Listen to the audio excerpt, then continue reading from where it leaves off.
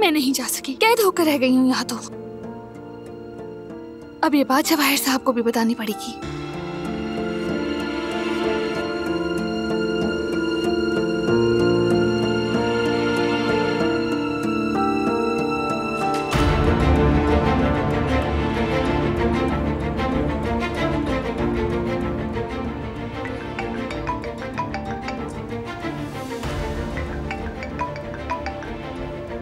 फरमाइए दिलान साहिबा।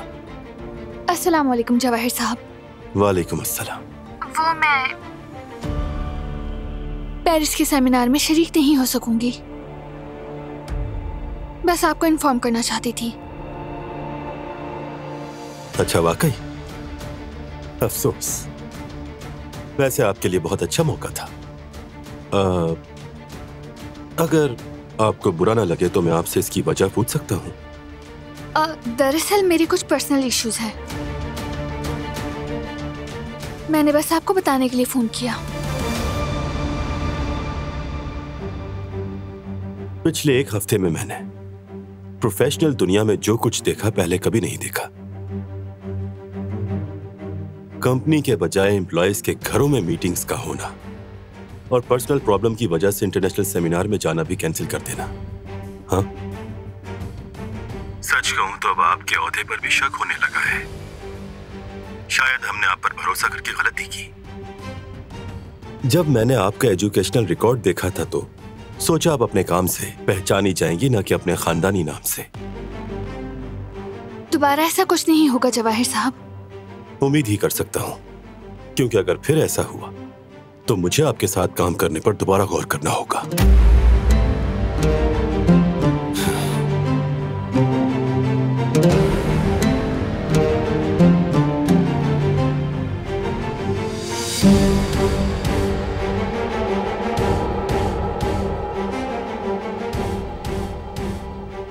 जिंदगी को शतरंज की तरह खेलता हूं शाहिद, चाहे शतरंज का खेल हो या फिर जिंदगी का। मुझे ऐसे मुखालिफ नहीं चाहिए जिन्हें आसानी से मात दें।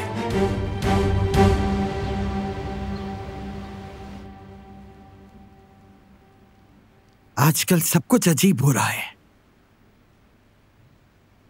क्या हुआ अम्मी? ऐसा भी क्या हो गया? आपको क्या लगता है बाबा?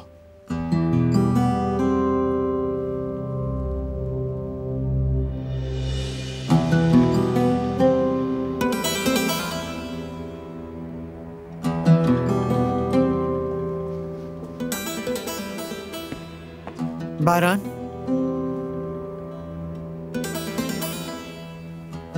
इधर आओ बेटा। जी दादी जान। बेटा, कबीले की शादी में ना जाना हमारे शाया निशान नहीं है बेटा। तुम इस कबीले के सरदार हो। वैसे तो तुम्हारे चचा इस हालत में ना ही जाए तो बेहतर होगा। अम्मा, आपको तो मुझसे ही मसला है। कबीले की शादी हो और उस कबीले का सरदार ना जाए, मुनासिब नहीं बेटा। खत्म करें ये मौजू। अब सब लोग बातें बनाएंगे, उन्हें तो मौजू मिल जाएगा ना बेटा। उल्टा सीधा जो कहना है कह दे, जितनी बातें करनी है कर ले, निकाल ले दिल की भड़ास। सही बात है, मेरा भी मूड नहीं था शादी में जाने का, इसीलिए अच्छा हुआ।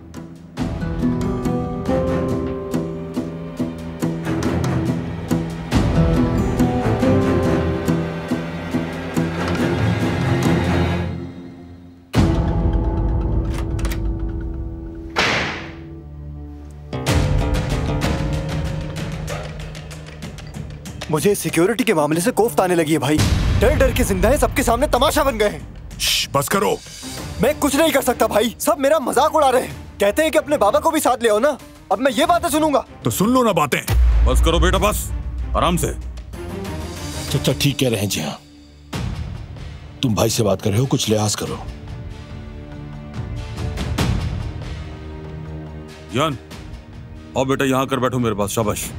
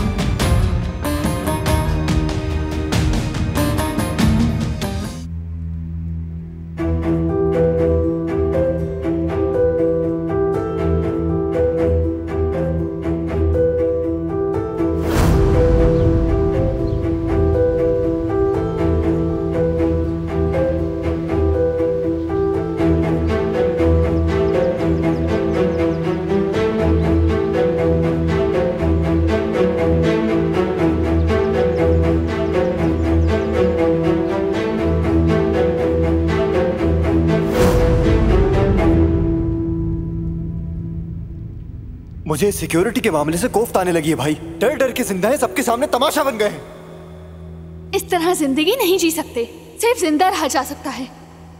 हमारे पास कोई तो रास्ता होना चाहिए। इस तरह हम सबके लिए मुनासिब नहीं।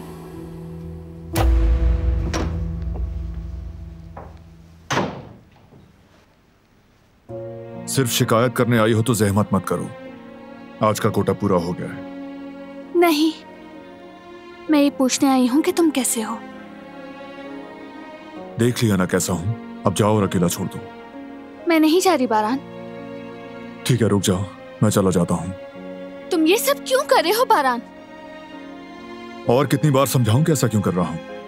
वो नहीं पूछ रही हूँ। घर में जो स्ट्रेस है, बेजारी है, आखिर ऐसा कब तक चलेगा? जो भी ये सब कर रहा है उसे ये हालत देखकर कितनी खुशी हो रही होगी। उसे तो पूरी कामयाबी मिल रही है। हम कबीले की शादी में नहीं जा सके, जिहान को कॉलेज में सुकून नहीं, हम पेरिस भी नहीं जा सके। शायद मैं अपनी जॉब से भी हाथ धो बैठूं। बारान प्लीज समझो ना, जैसा दुश्मन चाह रहा है वैसा ही तो हो रहा है। हम सबका हाल तुम्हारे सामने है, हर चीज से ही महरूम हो रहे हैं हम तो।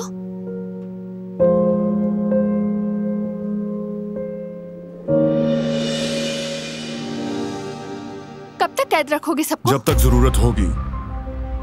और तुम्हें अंदाजा भी है तुम अपने साथ क्या कर रहे हो? हाँ मुझे मालूम है। बिल्कुल भी नहीं है।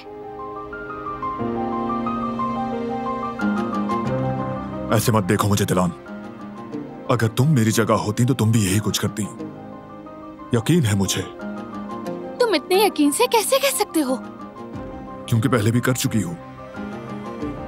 तुमने अपने प्यारों की हिफाजत के लिए अपनी जान को कुर्बान कर दिया, फिर मौका आया तो सोचे समझे बगैर दोबारा यही करोगी।